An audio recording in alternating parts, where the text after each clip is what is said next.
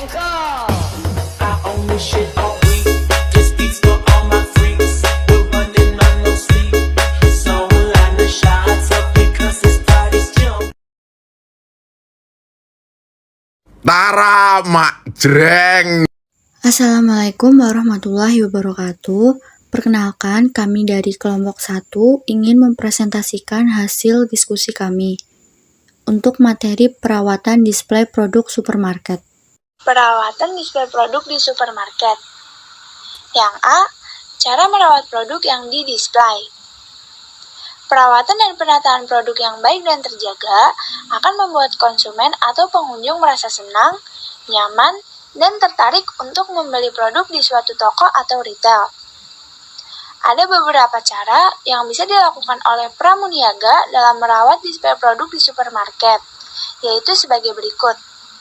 Pertama, merapikan dan membersihkan ruangan display serta produk yang dipajang setiap hari agar terlihat rapi dan bebas debu.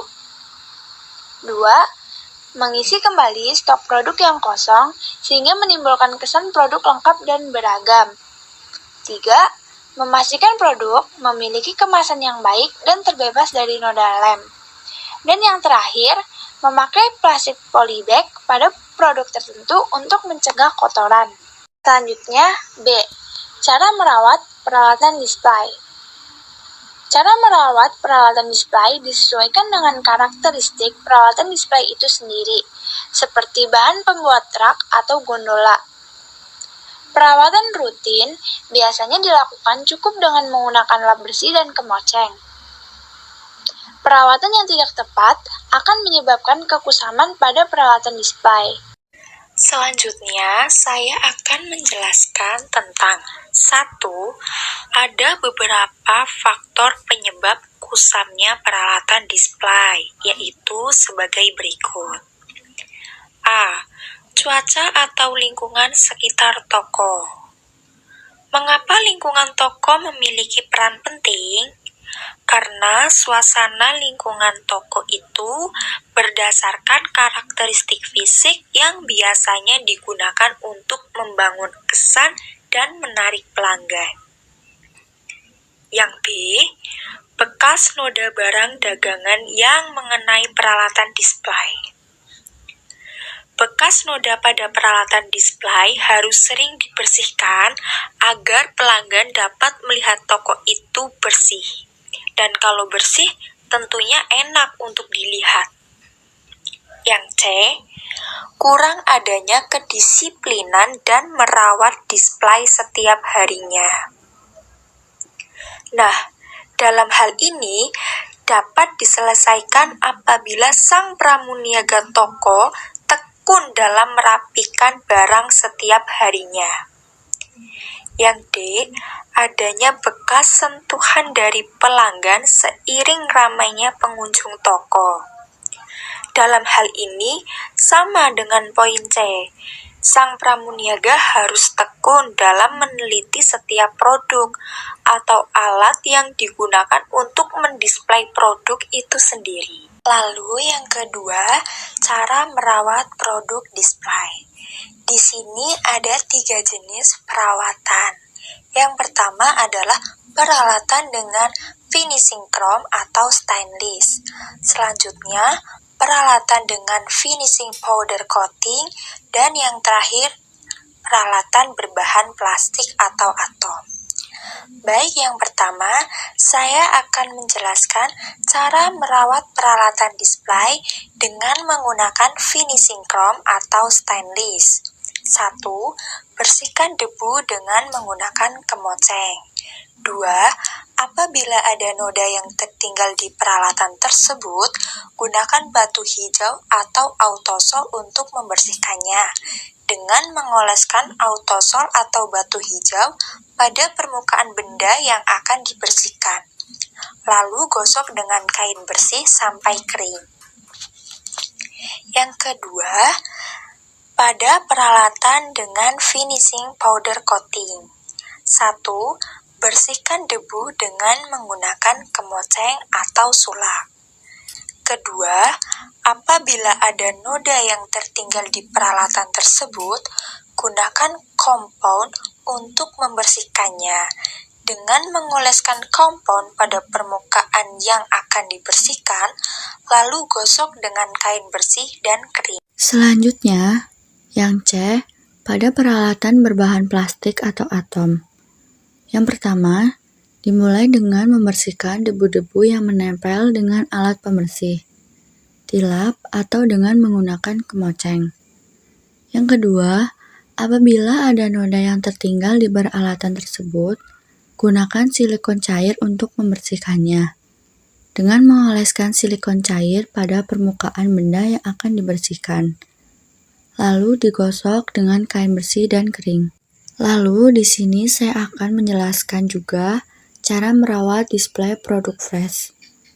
Karena biasanya di dalam supermarket terdapat produk-produk fresh. Di dalam menyimpan produk fresh, keadaan sekelilingnya harus lebih diperhatikan. Dengan itu, aspek perawatan produk fresh tidak hanya pada produknya, tetapi juga counter, semua peralatan display, dan ruang di mana produk ditempatkan. Perawatan produk fresh harus sesuai dengan jenis dan karakteristiknya. Nah, di sini ada beberapa uraian singkat tentang bagaimana caranya merawat produk fresh. Yang pertama, perawatan produk pada sayuran. Sayuran termasuk dalam kategori produk fresh dengan kategori produk fresh dengan masa kadaluarsa pendek, sehingga sayuran memerlukan perawatan khusus.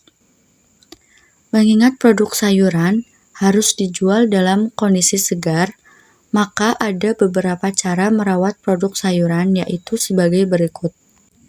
Yang pertama, memastikan softcase tidak bocor dan ruangan display tidak bau. Yang kedua, memastikan mesin wrapping, nampan, dan pisau selalu dalam keadaan bersih dan disimpan pada tempatnya. Yang ketiga, memastikan general cleaning dilakukan seminggu sekali untuk counter dan ruang persiapan. Yang keempat, memastikan suhu softcase dan cooling room selalu terjaga. Yang kelima, mencatat pemusnahan dan perubahan bentuk produk setiap hari. Yang keenam, memperhatikan arus produk first in first out atau yang bisa disebut FIFO berjalan baik. Yang ketujuh, menggunakan nampan berisi air es untuk sayuran daun yang diikat. Yang kedelapan, memastikan sayuran yang dipajang selalu dirapikan. Yang kesembilan, memastikan sayuran disemprot dengan air bersih sesering mungkin agar selalu tampak segar. Yang kesepuluh, membuat produk olahan. Selanjutnya, saya akan menjelaskan perawatan produk pada buah-buahan. Sama halnya seperti sayuran, buah-buahan pun harus dijual dalam kondisi segar dan tidak busuk. Maka, cara melakukan perawatan pada buah-buahan adalah sebagai berikut. Yang pertama, softcase, bins, cooling room, serta ruangan persiapan harus selalu dalam kondisi bersih dan tidak berbau. Kedua, setelah digunakan, semua perlengkapan harus dibersihkan dan dikembalikan pada tempat penyimpanan. 3. Dalam penyimpanan stok, arus perputaran produk menggunakan metode FIFO. 4. Khusus untuk produk yang expiry date-nya pendek, arus perputaran produknya menggunakan metode freeze expired freeze out FIFO, sehingga produk yang sudah lebih lama dikeluarkan terlebih dahulu. 5. Ketahanan penyimpanan sesuai suhu dan tanggal penerimaan dicantumkan pada dus atau peti. 6. Melakukan penyortiran buah-buahan setiap hari. 7. Jika ada pemusnahan dan perubahan bentuk produk, petugas harus mencatat dan melaporkan kepada atasannya. 8. Merapikan buah-buahan yang dipajang jika posisinya sudah berantakan akibat dipilih-pilih oleh pengunjung. Lalu, poin D adalah cara merawat produk daging. Mengapa daging harus dirawat juga? karena daging merupakan makanan yang dimasak yang berasal dari hewan. Agar tidak beracun ataupun kotor, di sini ada beberapa cara merawatnya, yaitu yang pertama, pastikan daging yang dijual berasal dari rumah potong hewan yang berizin resmi. Kedua, produk yang dijual sesuai dengan standar kesehatan, yakni tidak mengandung bibit penyakit, tidak busuk, tidak beracun, dan tidak kotor. Yang ketiga, daging sapi dijual sesuai dengan peta daging seperti khas dalam, sengkel, dan sebagainya. 4. Daging ayam dijual dengan bentuk potongan atau utuh. Kelima, daging dapat dijual dengan berbagai jenis variasi. Misalnya, daging yang diolah dan diberi bumbu, daging yang digiling atau dihaluskan, dan berbagai jenis inovasi lainnya. Keenam, produk yang diterima dari supplier harus diperiksa kualitasnya. Kualitas daging harus memenuhi standar supermarket. Ketujuh, produk dari supplier harus segera diproses untuk di-stok atau di-display. Kedelapan, daging ayam dan ikan dapat dicuci, tetapi daging sapi tidak boleh dicuci. Nah, selanjutnya saya akan menjelaskan poin D, yaitu cara merawat ikan. Dalam menjual ikan, harus benar-benar dalam kondisi bersih dan diusahakan tidak terlalu berbau amis. Mengapa demikian? Karena dalam pemilihan ikan, customer tidak hanya melihat bagian fisiknya saja, namun biasanya baunya pun berpengaruh penting pada kondisi ikan yang akan dijual tersebut. Dalam hal ini, dapat dilakukan beberapa cara, yaitu yang pertama, gunakan nampan yang bersih dan kering untuk peralatan display. Yang kedua, ikan basah dipajang di atas serutan es. Yang ketiga, ikan yang masih hidup ditaruh di akuarium. Yang keempat, di tempat penjagaan ikan disediakan mangkok yang berisi air bersih dan potongan jeruk nipis untuk cuci tangan konsumen. Yang kelima, selalu cantumkan SOP. Lalu, yang terakhir adalah cara merawat produk dairy. Nah, dalam hal ini, pramuniaga sangat berperan penting dalam merawat produk dairy. Mengapa? Karena produk dairy memiliki masa expired yang harus dicek setiap saat.